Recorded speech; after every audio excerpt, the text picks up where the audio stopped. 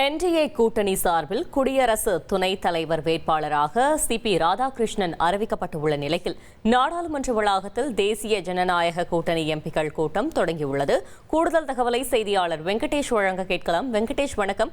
இந்த கூட்டத்தில் யாரெல்லாம் பங்கேற்றிருக்கிறார்கள்? கள தகவல்களை சொல்லுங்க.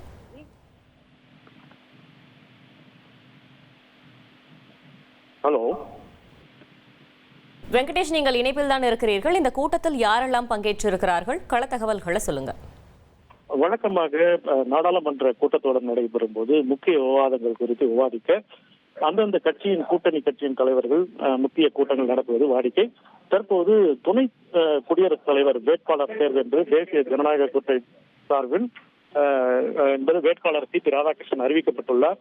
இந்நிலையில்தான் அவருக்கு ஆதரவு பெறும் வகையில் தற்போது இந்த தேசிய ஜனநாயக கட்சி கூட்டம் என்பது நடைபெறவுள்ளது. இதில் பிரதமர் நரேந்திர மோடி, மத்திய உள்துறை அமைச்சர் அமித்ஷா உள்ளிட்டோர் முக்கிய தேசிய ஜனநாயக கட்சி கூட்டணி தலைவர்கள் பங்கேற்றுள்ளனர்.